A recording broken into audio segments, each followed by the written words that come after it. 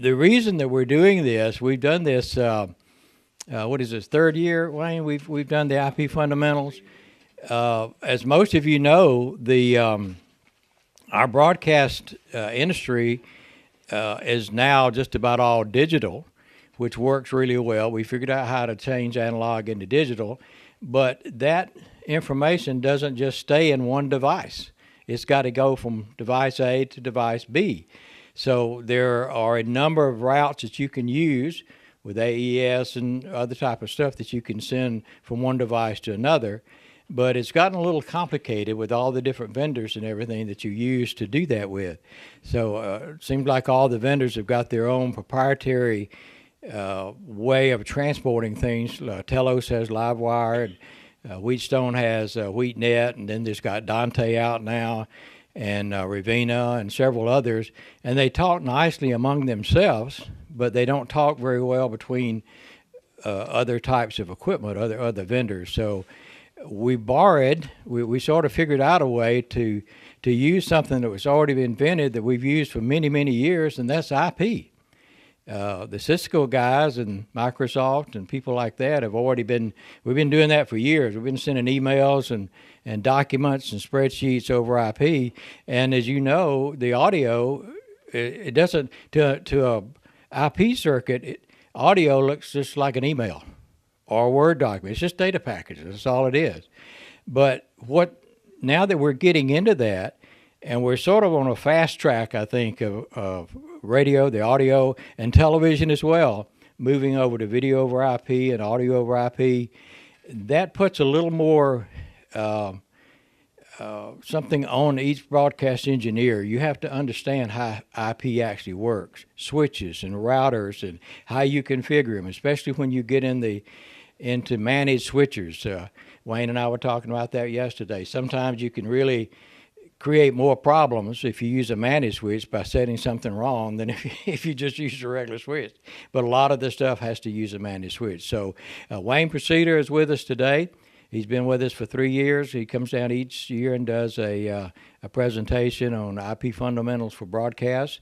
And he's going to cover basic setup and how you configure switches and to make them do what they're supposed to do. And this is something important for engineers that you haven't had to do in a long time. Some of the large organizations actually have IT people, but for the most part, the engineer is the IT person, so you need to understand that. Wayne is from Texas A&M.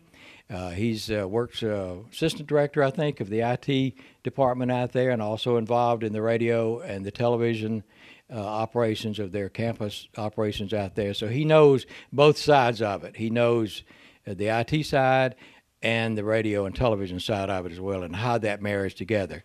So Wayne, I'm going to let you come up, and he's got a nice presentation set up. We'll go for... Well, again, thanks for joining us today. It's a pleasure for me to be here. I have a lot planned for us today. So with that, this is kind of an outline of what I hope to cover.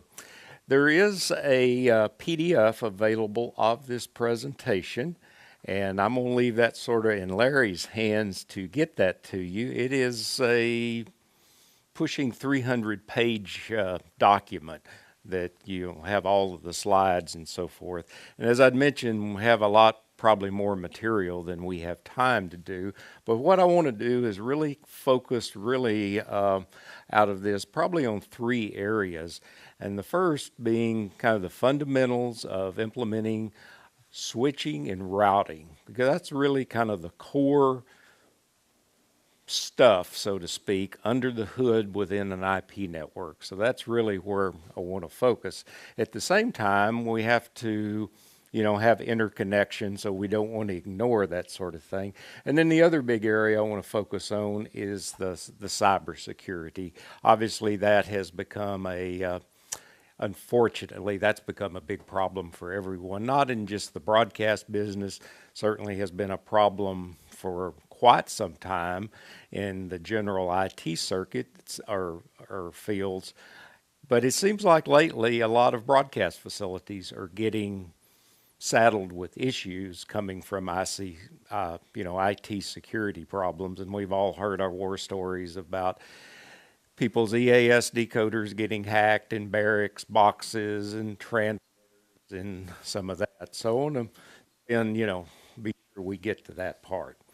As Larry mentioned, questions. We'll take some logical breaks throughout here. Use that as an opportunity for questions as well. But if something really is just not making any sense as we go in, please don't be bashful to ask the questions and stuff as we go.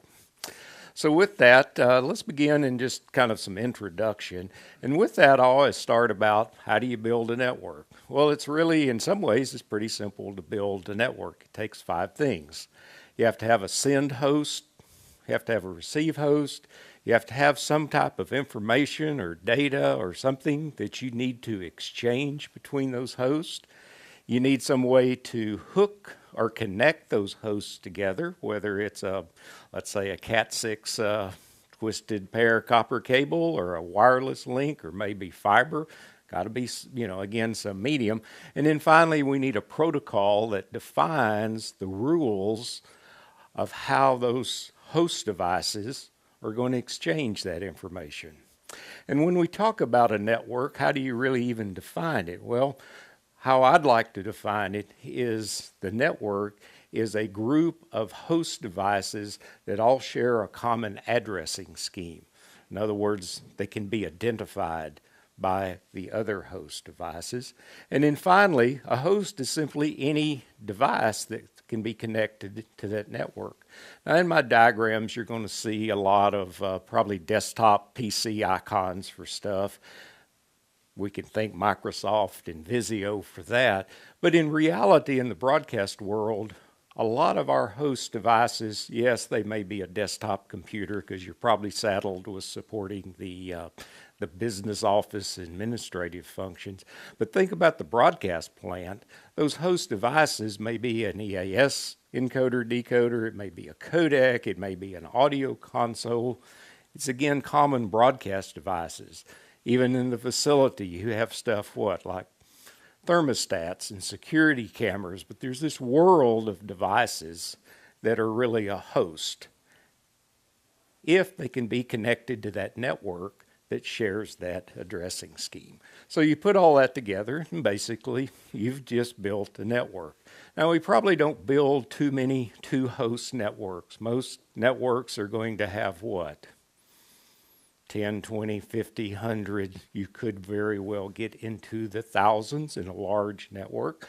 Certainly, you take a large corporate network, certainly can be in that. But if you can keep this kind of basic network model in kind of the back of your head, it often simplifies what can be some very complex configurations or troubleshooting within the network. Things used to be simpler when all the world of IP networking started. Little bit of history. IP networking, as we know it today, began as a government university research project, a Department of Defense funded project to basically create a survivable network. Now, this is all back in the 70s. Think about where we were at that time with world politics. The Cold War was well underway, and the goal was, again, to create a network that was survivable.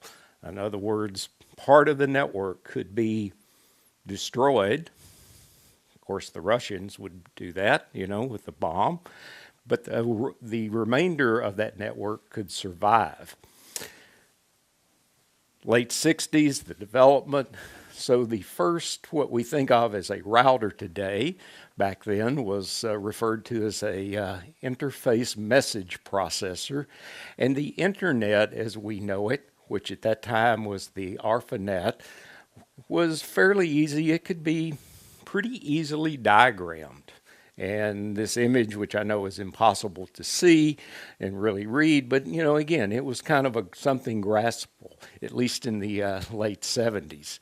And of course, the protocols that this network, that were developed for this network, has become what we know as the Internet Protocol. And with the nomenclature of IPv4 or version 4, that sort of implies there were previous versions, as that evolved. In fact, the image on the right is one of those interface message processors, which exist at UCLA. They're about a refrigerator size, cabinet of stuff. Well, enough about the past. One important thing, I want to make a distinction. When we talk about networks, there really are two general ways networks are divided. One is in the local area network or the wide area network. The wide area network environment typically involves carrier-provided circuits or connectivity. We don't want to ignore that, but for the purpose today, our focus is going to be on the local area network and also focusing on physical connectivity with copper or fiber.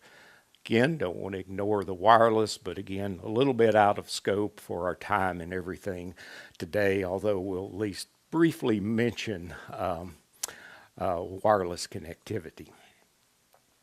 So as I said, one of the important things we have to have is some rules that define how we are going to interconnect devices and what or how those devices or hosts are going to communicate with each other. And to do that, we have standards organizations that come into play. And again, several of those that exist, but we want to focus really primarily on 3 of those and look at just a little bit more in detail and understand some of the terminology that comes to play. Well, the first is the IEEE, which you're most likely familiar with, but specifically we want to focus on what is referred to as the Project 802 standards. That's the family of standards that define Ethernet that we use. And I'll call your attention particularly this document, or the cover page of a document on the right, which is the original Ethernet specification that was developed. And particularly probably difficult to see, but November of 1982. Ethernet has clearly been with us for a long time. It is one of those, what I think is a unique technology that is still with us. And it's not very many technologies that we have today that have survived for that long, and it continues to evolve. We'll look at some of the evolution in just a minute. Anyway, the Project 802 is a family of standards is governed by the IEEE. The biggie in the IP networking world is the IETF, or the Internet Engineering Task Force.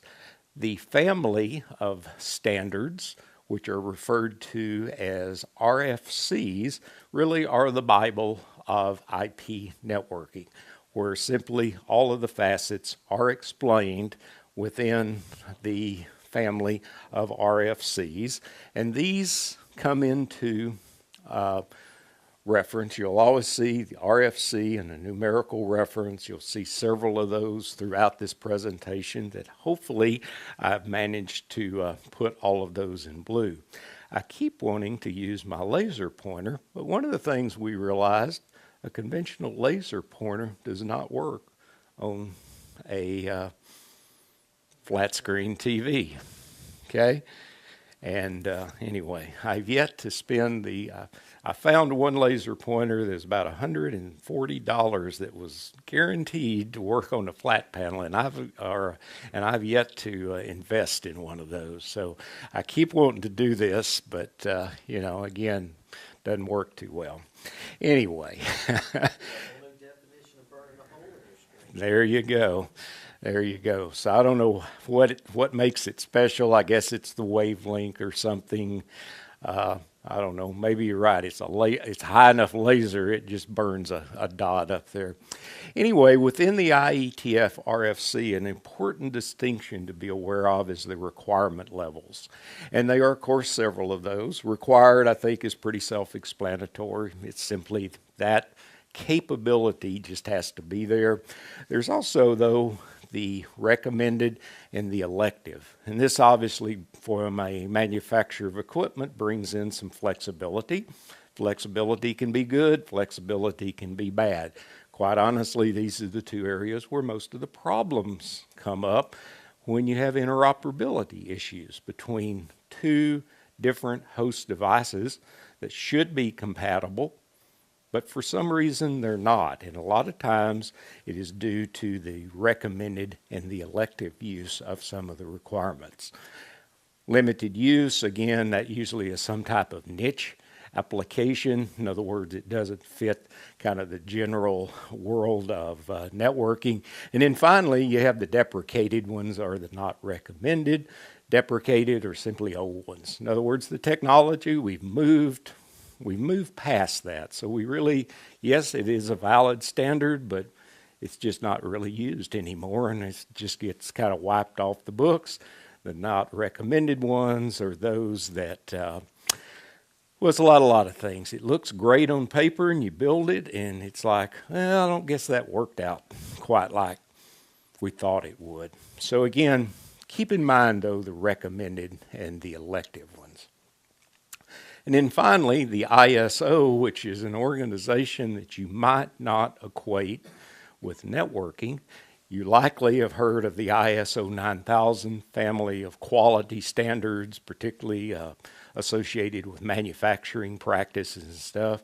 But the ISO gives us the OSI model, and that is kind of a foundation of networking in terms of understanding a lot of the terminology that is used in the industry. And that's why we want to focus on that. Looking at the OSI model, or the Open Systems Interconnection Model, it is considered an abstract model. It is not a how you do things, it's a architecture of how you build things, okay? It's layered. It is layered so that, and also the layers can be swapped. Now, the OSI model was developed also in the late 70s, and the world of networking back then was considerably different than it is today. It's different in terms of the industry was dominated by proprietary standards. Thus, you had, let's say, if your company or organization was a, quote, IBM shop, you had IBM everything, including IBM networking protocols. If you were a DEC shop, so, and again, the industry was full of all of these proprietary, not only hardware, but the protocols that they used. And the OSI model was a way to define how a host device communicates with the network, and then it'll, again, through the layer swapping, you could change out parts of the host device, the physical, let's say the network hardware, to accommodate the different types. We want to focus on the first 4 layers. These are considered the data flow layers and are those associated specifically with networking. And with that, a little bit of definition of what the layers do. Certainly the application, that is where whatever the application is being executed on a host device. For a simple example, that might be let's say if we're talking about a desktop computer, that could be the web browser that you use. That's the application. Presentation layer, that's where the actual information from the application layer is packaged in whatever format. So if we're talking, it could be as simple as ASCII text, it could be a JPEG image, it could be a high-definition video file. It is how that information is packaged. Some cases it might have some compression or encryption done. That's all done at the presentation. Finally, at the session layer is actually where sessions are tracked between host devices. And at the transport layer, that's now where we're actually managing what goes on the network. And transport layer establishes this end-to-end virtual connection between host devices. The network layer is focused on delivering that information to a network. The data link layer is focused on delivering that information to a host on a network. And finally, at the physical layer, that's where we're dealing simply with bits. Whatever the network medium is, that's focused on moving bits across the network. Now, that will certainly be done differently depending on the type of network we're talking about. In other words, the way a bit is encoded, let's say on a 100 megabit twisted pair Ethernet network, is going to be different than how those bits are encoded, let's say on a 10 gigabit fiber optic network, but it's still bits that is getting moved across the network. An important thing to keep in mind about the OSI model is the intra-layer communications. In other words, a layer can only communicate with an adjacent layer. In this example, layer 1 can only communicate with layer 2, and layer 2 can only communicate with layer 1. And likewise throughout the model. There is no such thing allowed as layer 1 to communicate, let's say, directly to the top layer or any other layer. In other words, no layer jumping. With the OSI model, again, this is where a lot of the terminology is defined, and the data, how it is formatted, is different at different layers of the network. We talked about the bit. At layer 1, we're dealing with bits, so the protocol data unit, or PDU, at layer 1 is the bit. Layer 2, we deal with frames. In our context of an Ethernet network, we talk about we just assume that is an Ethernet frame. Again, go back a few years where we had multiple protocol networks. It was not that uncommon to find a network that might, yes, have Ethernet host devices, but you might have some Novell devices that might use IPX. You might have some Apple devices that used Apple Talk, and the list goes on. If you were an IBM house, there would be maybe you had some token ring. So that frame could be different depending upon the type of networking used. Today, though, the Ethernet environment is our ubiquitous network that we just assumed. And we tend to kind of drop the Ethernet frame, but it's pretty much assumed that when you talk about frames, you're referring to an Ethernet frame. And of course, every time I say something like that, somebody says, well, but I have an IPM or a Novell network still running IPX. Anybody have, particularly there was one popular radio automation system that was based primarily on Novell IPX. Still find a few of those still running. But anyway, we assume those are Ethernet frames. Layer 3, the packet is our PDU. Again, because we're talking about IP networks, we just assume those packets are IP packets. And then finally, at layer 4, the segment. As this host application generates some type of information, it is passed through the layers of the OSI model. A lot of times you'll hear terms utilized to describe a computer, talk about the IP stack. Well, that's what is referring to, particularly those data flow layers. But as this information is passed, it is encapsulated. In other words, we're going to take this upper layer application data. It's going to be, let's say maybe it's compressed. It's going to be passed to the transport layer that's going to add some header information. particularly some layer 4 header information. That's going to get passed to the next layer, in this case the network layer. More header information is going to be added, and so forth as we flow, finally getting down to the physical layer, where that information is basically translated into bits. Remember our basic network model, we start with we have to have a send host and a received host.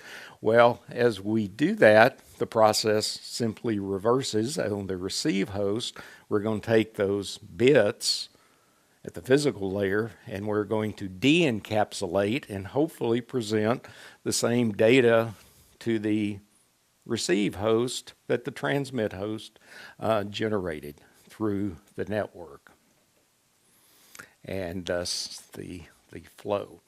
So again, kind of a summary of those. Our focus and what we want to do really is look particularly at each one of those layers. We're going to focus primarily on layer 2 and layer 3 because Ethernet switching occurs at layer 2 and IP routing at layer 3.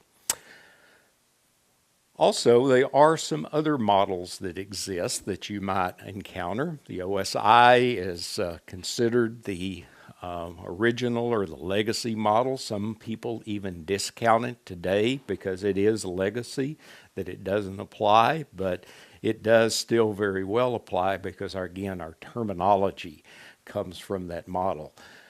Because we operate in a IP environment, the TCPIP model was developed. It is focused upon TCPIP in an Ethernet environment. As you can see, it is still a layered model. It's just a little simplified. From a practical standpoint, the data link layer and the physical layer really go hand in hand, so they're combined into one layer. And again, same similar principles and so forth. But keep in mind the terminology we use is coming from the OSI model. Then, of course, there's the DoD model, which looks very similar to the TCPIP model, except what? There's some nomenclature changes. Why would the government want to follow a standard industry practice, you know? So we have to make a few changes. Another way to look at that model, kind of the horizontal view, again, the host is going to be generating some type of application data. We're going to format it into bits to put it on the network. And of course, the right opposite thing happens. So again, keep our basic network model in mind. There's a lot of protocols that come into play. They are some of the protocols that are what I'll call specific to broadcasting. Some of them not necessarily developed for broadcast applications, but some of them, yes, they were developed. Now, this is by far not those only, but these are three probably of the more popular ones that we do want to talk about in the appropriate section today. That's PTP, or the Precision Time Protocol. I'm sure you're all familiar with NTP, or Network Time Protocol. Is that hopefully ringing some bells? Time server, you synchronize the clock with a host device with a central, kind of like, I don't know, I just simply think that is the network world's version of time code that, you know, we've used in broadcast facilities for many years. Well, as the name might imply, PTP is just a more accurate version of that clock.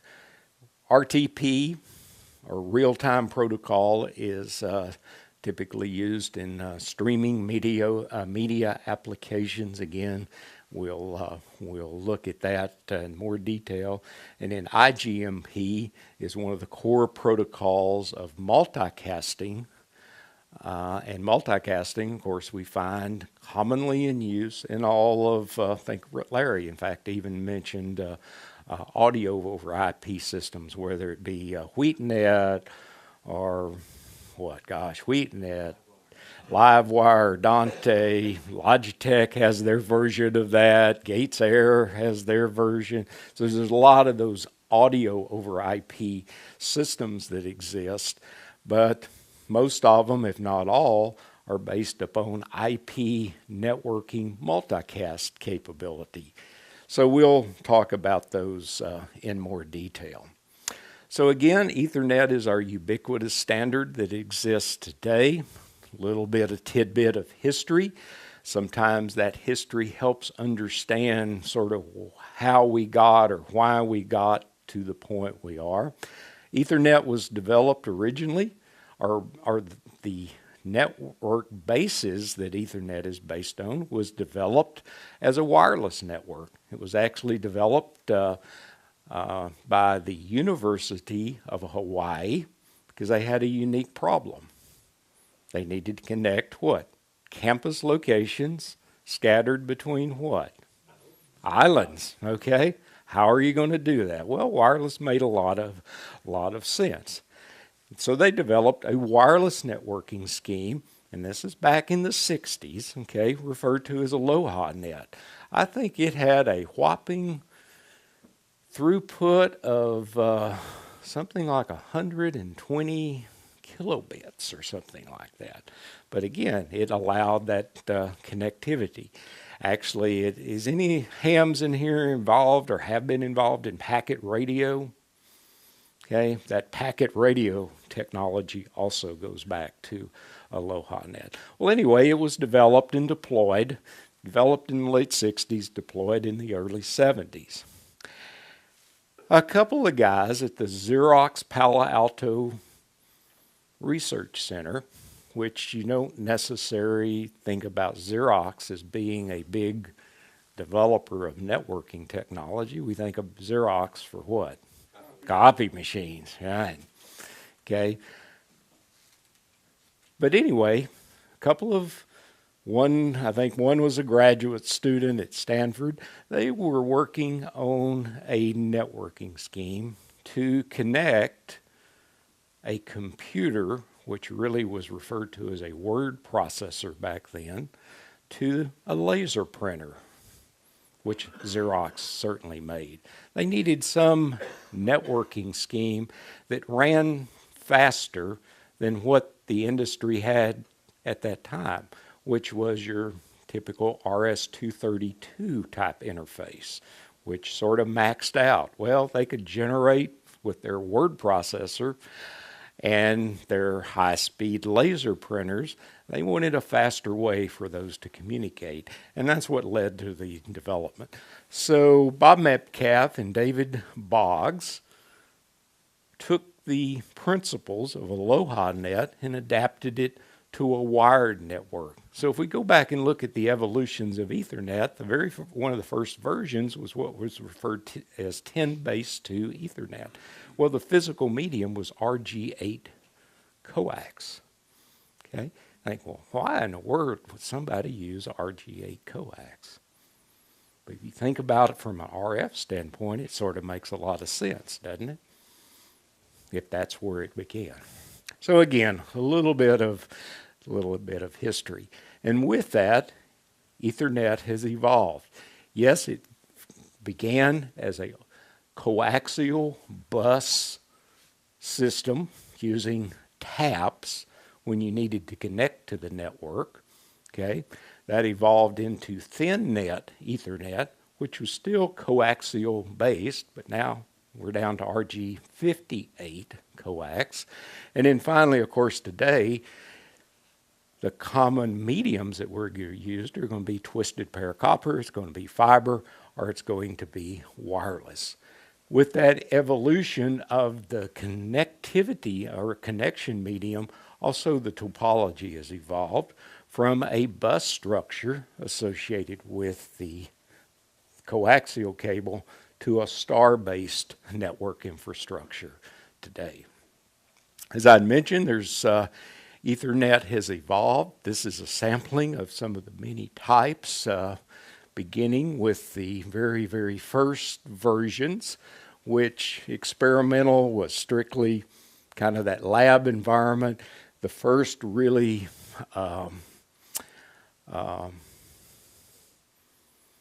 I guess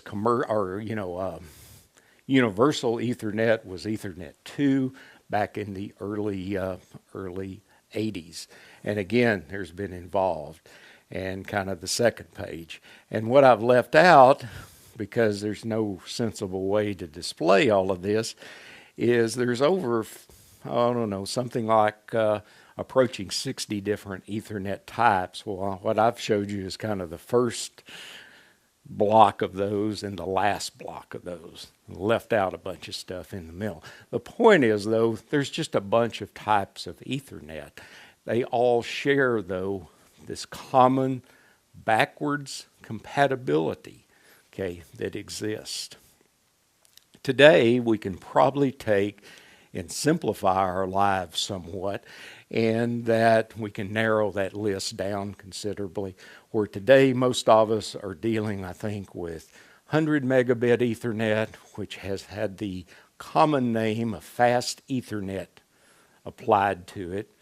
That's probably our legacy technology we're dealing with today, right? And gigabit Ethernet, whether it, again, based upon fiber or copper, and even 10 gigabit Ethernet, that's really kind of the common places we are today. And at the same time, acknowledging that 25 gigabit and 40 gigabit and even 100 gigabit Ethernet does exist. But unless we're dealing really in the high-end world, we're probably not doing much with those just yet. And particularly with the 25 and 40, those are some of those standards that were developed for, I'm going to call niche, or not niche applications, but pretty specialized applications. For instance, the 25 and the 40 are pretty common in data center environments internally within data center. However, think about the evolution of the broadcast technical plant. That is becoming more, it looks more like a data center today than what I think of as that traditional broadcast technical plant, or let's take the rack room. It is more data center looking today than anything else. Question real quick there. Yes, sir. 10 gig is like what would you have on an OC 48 maybe? Well, that goes back to, remember, we're going to talk about, there's two different environments. There's the WAN environment and the LAN environment.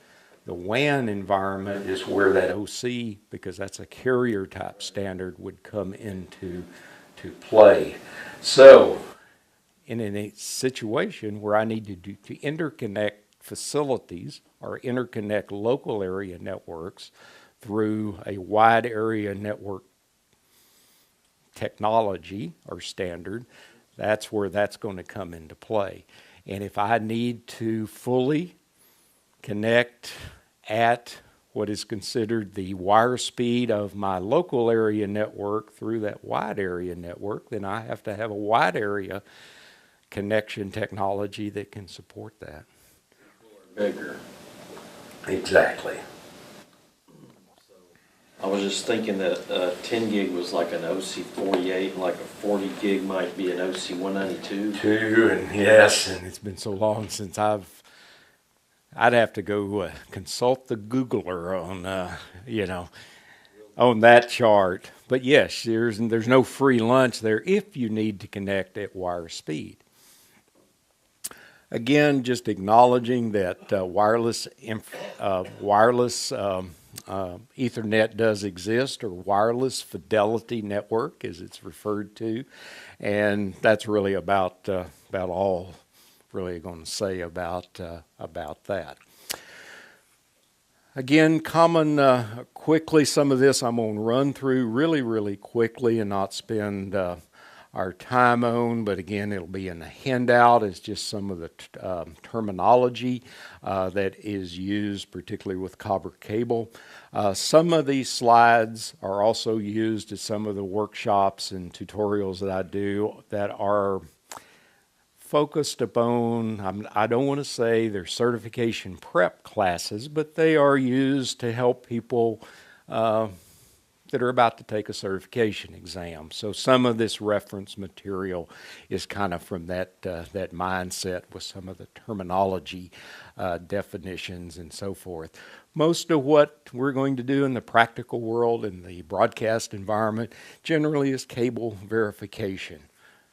Okay, we're simply going to look for problems, wiring problems, maybe a physical breakage or something, as opposed to doing certification or qualification, unless, again, we're in some type of consulting capacity. Again, not generally what you do in the broadcast environment. Again, to do that, we certainly have tools. There can be simple wire map devices that indicate faults. There can be other more complex ones that can actually tell us segment links. In other words, they have TDR capability built in them, which can be really, really handy when you are trying to troubleshoot cabling problems. Again, twisted pair, in this case, cabling problems within a facility and so forth. Twisted pair copper is categorized by different categories that I think you're all familiar with. Today, typically we deal in Cat 5 and above categories for networking applications. Also acknowledging that Cat 8 is with us now.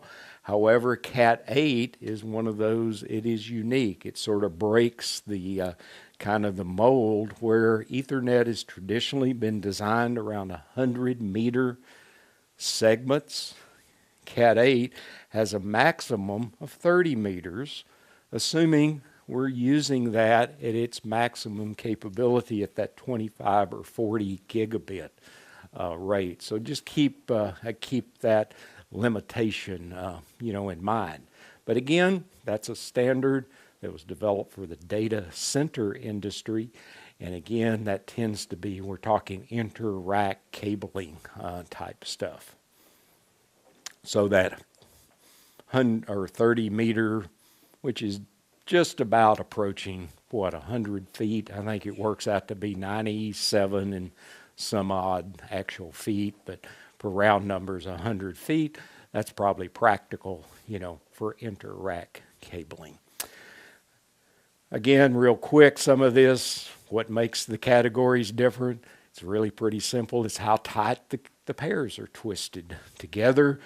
It's also, again, the specs talk about twists per centimeter. There's also a difference in the way the pairs are applied, particularly around the sheet, particularly with the higher categories. There's some spacers that are utilized to maintain a uniform separation between the pairs and so forth. Two types of wiring standards that are found. The EIA or TIA 568B standard is the accepted standard for networking wiring in the U.S. Okay, the B comes from the Bell system, so that sort of tells you where this standard actually, this standard came. Anyone remember the Bell Merlin digital PBX systems of back? Okay, this is where that standard came from. Okay, either one is really okay. Just use the same one within a facility. Okay. I've never seen an A, ever.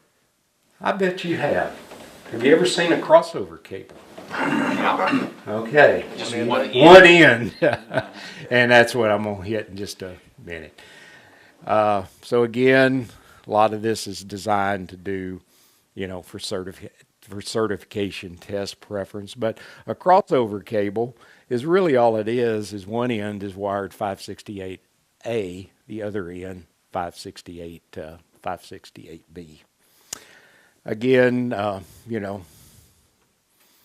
we all deal with wiring. So, there are some best practices. A lot of times we will find that twisted pair copper, particularly at the higher bandwidths, is a lot more particular. In other words, what you can get away with 10 megabit or 100 megabit might be a problem when you're using that same physical cable for gigabit connectivity, particularly some of these common problems.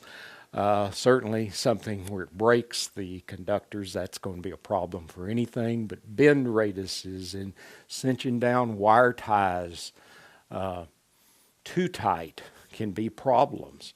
In other words, this cable works fine at 100 megabits, and I go upgrade my host devices to a gigabit, and all of a sudden I got these network issues. Maybe even some intermittent network issues are often traced to these type of problems.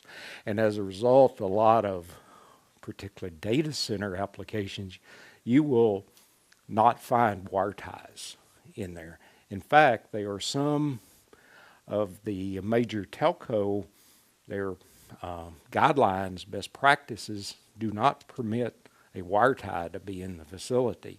They're using these Velcro type lacing straps or lacing twine. Anybody remember actually doing waxed wasting time? And there's an art to that, right? So anyway, just keep those in mind. And again, don't overlook the 100-meter maximum segment length at the same time. But remember, it's really 30 meters if we're doing 25 and 40 gigabit. But through 10 gigabits, 100 meters is that maximum length.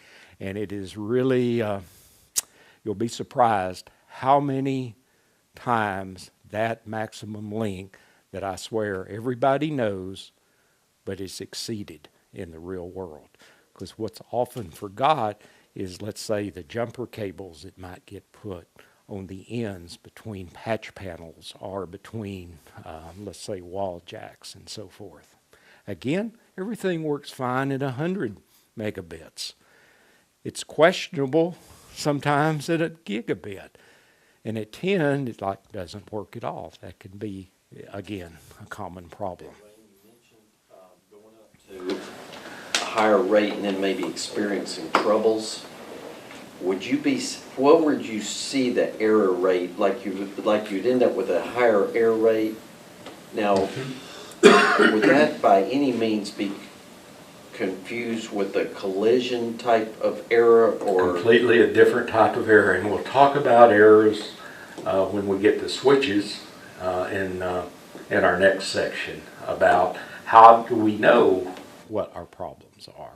Well, one of the things we look at the type of errors, and particularly that would be a CRC error that we would be looking for, because the network today, and go back to the evolution of the topology in the bus world, that's where collisions came from. Collisions were a natural part of bus networking. However, too many collisions became detrimental. So there was a balancing point between number of hosts that could be supported on a segment, and that balance point really was determined by the number of collisions from a performance standpoint. Because what would typically happen, you have a 10 megabit, let's say, networking environment. If you had, let's say, a good 5 megabits of throughput, you were considering life was pretty good. Okay? You never were able to truly take care or take advantage of 10 megabits for throughput unless you had 2 hosts effectively. Okay? Whereas now we've gone to the switched environment, there should never be a collision in ideal design practices. Of course, the real world is not always ideal type environment. one other thing, you mentioned the extra length on a patch panel. When you go through a jack and whatever, you're taking twisted pairs, you're making them straight and doing out what is the detriment of having a patch field involved? You know, because you think about it, they're all perfectly balanced and twisted, Mhm. then all of a sudden you're going straight for a little ways, and Yeah. you might even be using none of us would ever use a connector to bridge two cables together if one was short. That's right. And we would never take this building infrastructure that let's say was wired as a Cat7 infrastructure designed for 1 gigabit devices, and I use a Cat5 jumper from the wall plate to host simply because, well, gosh, these cables are only 50 cents a piece at the, the electronic or, the supply place. Okay. These others over here, gosh, those are $1.50 piece. Well, there's probably a difference. And certainly, don't get me off on cables. That's a bad thing, because that's a nightmare that can be a nightmare in a facility. Okay, another area is power over Ethernet is becoming very popular and is also really handy, where we can supply DC power over the network cabling. Just like Larry is providing phantom power to I call it our crowd noise mic up here for our questions and so forth. Phantom power, condenser mic needs what? DC power, okay? And that, of course, is being supplied over the same, XLR cable that the audio is. Power being generated from his audio console, or phantom power. Well, in the networking world, we have a similar thing. It's referred to as power over Ethernet, or PoE. There are several standards associated with this. Because you see these standards are 802 something or other, right off the hand, you know what? That's a IEEE standard, okay? Because again, we're at layer 2 here. The original PoE was 802.3AF. Later versions, they've had names associated with, for instance, PoE Plus or Ultra PoE. The difference really is the amount of current that can be provided. Two types of way to get that power. You have a PoE compliant Ethernet switch, in other words, a switch that generates that power, or there's a whole kinds of standalone PoE injector devices. Some individual just for, interjection of PoE in a single connection. Others, this one's cut off a little bit, but multi-port ones as well, which could be handy in a facility where you need to implement some PoE, but I don't want to go replace all of my switches for PoE compliant ones. Makes a little wiring mess, but again, a way to get that done. Again, a little bit of comparison from the standard, of the standards. Again, the primary difference is the amount of current or wattage that can be supplied. Note that not all devices that use PoE are using IEEE standards, okay? And particularly, I don't want to pick on any individual manufacturers, but Ubiquiti is one particular manufacturer that has a lot of their lower-end products are not IEEE compatible. But some of their higher-end ones are, so be careful with that. Back to, if you recall, the list of all of these different Ethernet types that come into play. How in the world is a manufacturer going to make equipment that can accommodate all of these different Ethernet standards? Well, they do that through what is referred to as GBICs and SFPs, where from an equipment standpoint, I'm going to make an equipment that has a universal transceiver slot designed into it. And then I'm going to leave it up to the user or the integrator to select a specific transceiver module that matches up with my networking needs, okay? These were primarily or were first developed for the fiber optics world because that's where you have all of the different types. What are the different types? Well, it has to do with wavelength and power levels. Okay. The original ones are referred to as GBICs or gigabit interface converters. This was the larger modules. Later, a smaller one was developed, referred to as an SFP, or some refer to them as mini GBICs. Okay, again, just still though the same principle. And of course, now we have copper as well of these that are available in the marketplace. Again, the equipment simply has a transceiver slot that is utilized for that. There are some common standards that is used, particularly in the color coding of the devices, so you can easily tell them apart. And this is where it comes in. There is a color coding scheme. This is actually an ITU standard, or the International Telecommunications Union, which is another standards body that we had on our list. We just didn't really talk about in a lot of detail, but that's where the standards come from for the carrier industry. Wiley asked a question about OC, or optical carrier levels. Well, those optical carrier standards for the telco industry are an ITU standard. So anyway, they've developed a scheme to separate these, and the difference again has to do with the wavelength expressed in nanometers and the power levels. SFPs may have some pretty handy features though that you can use in your equipment, and it's referred to as the DDM features, or digital diagnostic monitoring, where if the SFP has that feature, which quite honestly most do, and if the network device that you're inserting in has the software to exploit that, there's a lot of diagnostic information that you can basically, through some type of GUI or an interface, can basically look at power levels, look at errors, for instance, that is basically built into the equipment. So in a lot of ways, a handy optical power meter built into your networking equipment.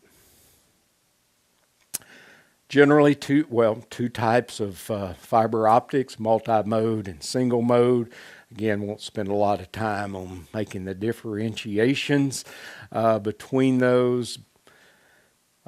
Generally, single mode is used for higher power or longer reach applications. There's also a color coding, an ITU color coding scheme for different fiber optic cables. You typically will see this in the jumper world with, if you go down to the electronics store, and wow, gosh, there's orange one and there's yellow and there's these really cool blue aqua ones. Well, you don't really buy those because you like the colors are. They have a certain specific application that they're used in and so forth. And finally, just a mention of optical safety. Because laser emitters are commonly used, you need to be careful. You don't want to look into an end of a fiber optic cable because you might only do that once. If that is a laser emitter on the other end of that, they are visible and invisible wavelengths used. So you're maybe not going to see anything, but that energy is there, and you really don't want to burn a hole in the cornea of your eye. So again, never look into a end of a fiber optics. From a safety standpoint, there should not be devices that even emit light without anything plugged into them, but some of the older ones, they didn't have those safety provisions then, and they are fiber optic safety glasses, okay? In other words, they are safety glasses that have optical filters, and again, just caution to that. Designing optical networks In the LAN environment or local area network environment, I equate a lot to designing, let's say, an STL system. You have losses, you start out with a transmitter, you have losses, although in the STL world, we might have a parabolic dish antenna that gives us some gain, right? Either on the transmit end or the receive end, but mostly both.